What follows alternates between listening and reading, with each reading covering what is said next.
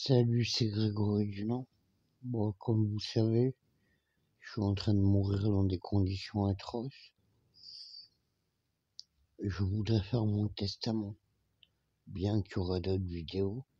Bon, je suis en train de mourir socialement à cause de Monsieur Estrosi et à cause de la vie chaotique que m'a fait subir mon beau-père. Je vais vous parler de mon beau-père.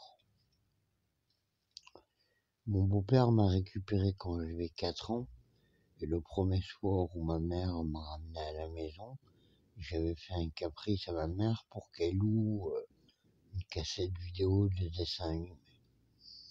J'arrive à la maison, ma mère, complètement sénile, le répète à mon beau-père. Première fois que je le vois, il me fait ses déculottées. J'avais 4 ans. Quand ma mère allait se droguer à droite et à gauche et que j'étais seul avec mon beau-père à la maison, il me mettait sur le lit, sur le ventre, et il me sodomisait. Il me disait que c'était la coccinelle qui rentrait dans le garage. Tu dirais à maman, hein, tu dirais à maman. Hein. Et puis un jour, je me rappelle, quand j'étais tout gosse, 4 ans, 5 ans, dans le salon, il y avait mon beau-père, Juju, la mère de mon beau-père, qui est décédée. C'était la femme de Marcel Gambotti, qui est décédée aussi. Et il y avait ma mère. Et mon beau-père était à genoux devant ma mère, et il pleurait, il disait « Je te jure, Anita, je le referai plus, je le referai plus ». Ça passe, il continue quand ma mère, elle est pas là. Et puis, il a commencé à me battre. Et un jour, ils ont tout cassé dans la maison, les vases de Chine, ils ont tout cassé, tout détruit. Et moi, j'étais terrorisé. Et j'étais sur mon lit, petit comme ça, hein, 4 ans, un petit bébé. Hein, et il portait toujours des Santiago. Et il m'a mis un grand coup de Santiago dans les testicules. Et pendant un mois, mes parents ils m'ont laissé comme ça. Puis après, il a fallu m'opérer. Mes parents se sont inquiétés. Et il a fallu m'opérer d'une hydrocèle. Bon, bien sûr, mon beau-père, pour se défendre, a dit que c'était un phémosis. C'est sûr, ça a créé aussi un phémosis. Il m'a détruit le pénis et les testicules. Voilà pourquoi aujourd'hui je suis à 95% stérile et que je n'aurai peut-être pas la chance d'avoir un enfant. Ensuite, il m'a battu et torturé à coups de câbles de télévision et de ceinturon 2 ou 3 fois par jour, qui me récupère de l'âge de 4 ans jusqu'à l'âge de 15 ans que je suis de la maison. Et il disait toujours des mots comme quand j'allais pisser, secoue-la bien, ou du schmoll, ou couille molle, ou du con la joie, ou couillon de la lune. Tout se rapportait au niveau des parties intimes, ouais. Et puis c'est pas tout. C'est que, à un moment donné, mon beau-père, il a fait mon petit frère avec ma mère. À lui, il a jamais rien fait de mal. Et puis à un moment donné, il est rentré en prison. Et il a fait la balance. Mais je veux pas donner de détails sur ce sujet. Il a fait la balance, il a balancé tout le monde. Bon, allez, je le dis, toute la première connection. José Bourgogne. Et ce qui s'est passé, c'est que un jour, on roulait sur la promenade des Anglais avec mon petit frère, ma mère, mon beau-père et moi. Et il y a un mec en Ferrari qui a coupé la route à mon beau-père. Mon beau-père est sorti de la voiture avec le manche de pioche. Et il a dit, écoute, lui, tu le tues si tu veux, c'est pas mon fils. Mais elle, c'est ma femme, et mon petit frère, en parlant de mon demi-frère, lui, tu le touches pas, c'est mon fils. Mais de moi, il a dit, lui, si tu veux, tu le tues, c'est pas mon fils. Voilà, et puis, bon, j'ai fugué de la maison à 15 ans.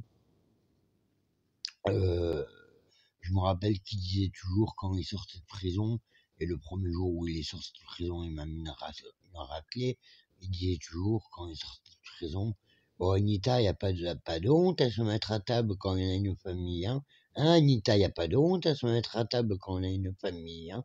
Et oui, et puis on a failli se faire buter plusieurs fois, à plusieurs reprises. Bref. pour continuer l'affaire, j'ai plus rien à voir avec cet homme-là, de toute façon. Ouais, j'ai fugué de la maison. Euh, un jour, je me suis réveillé dans le lit à l'âge de 13 ans.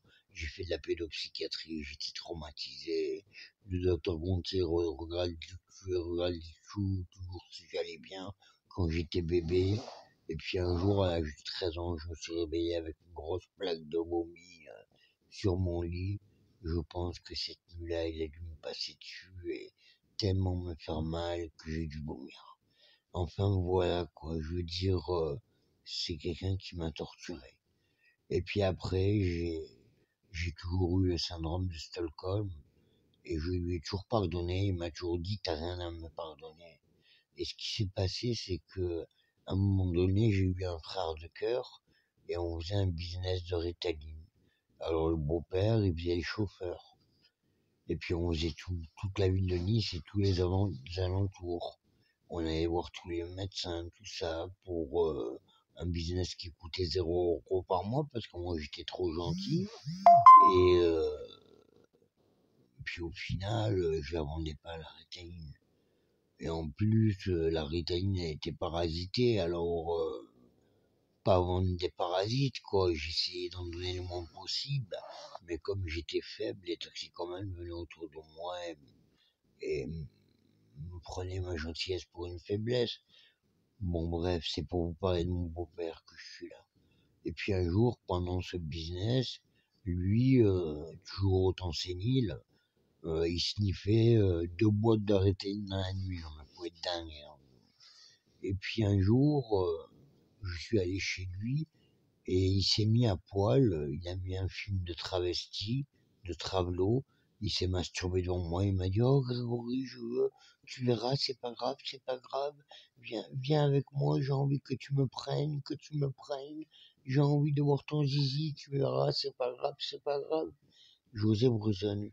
Et puis il n'y a pas eu que ça, il y a eu qu'il a éjaculé à côté de mon pied, que j'en ai eu une goutte sur le pied, ça m'a traumatisé, je suis parti de la maison, toujours le syndrome de Stockholm. Je porte plainte il y a 2 ans en arrière quand j'arrive à un chez-soi d'abord, et bien sûr Estrosi, affaire classée sans suite. Pourtant il y a des preuves de l'hydrocèle à l'hôpital Saint-Roch qui m'amène à l'hôpital Pasteur. Il y a des preuves à l'hôpital Sainte-Marie comme quoi j'ai été violé. Il y a des preuves dans les collèges comme quoi j'ai été battu. Il y a des preuves que je suis allé en foyer. Mais bien sûr, voilà, Estrosi s'est occupé de tout. Affaire classée sans suite. Et donc, voilà. Et puis ce qui est surtout dérisoire, c'est que euh, maintenant, il est âgé et moi je voulais qu'il paye des dommages et intérêts, hein, voilà, et qu'il fasse de la prison ou de la psychogératrie. Alors tous ceux qui verront cette vidéo, occupez bien vous de lui, hein, parce que moi je vais mourir, c'est fini. Estrosi m'a démonté, m'a pulvérisé ma vie, voilà. Moi je vais mourir. Occupez-vous bien de mon beau-père, hein. Faites-lui vivre un petit peu de psychiatrie en psychogé. Hein, vous allez voir comment il va se comporter avec les infirmières. Et puis, protégez-vous, faites attention, parce qu'il est très dangereux. Hein, d'ailleurs, un jour, je lui ai présenté une fille. Je me suis dit, bon, ben, il va rencontrer une fille. Cette fille, elle lui a fait un bisou sur la bouche. Il lui a dit, tu veux pas me le faire en bas, s'il te plaît?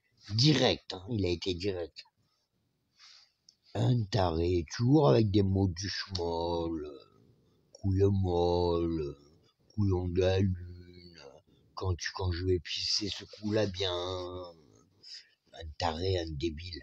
Et cette affaire qui a pas donné de suite, c'est obligé qu'il y ait une Destrosse.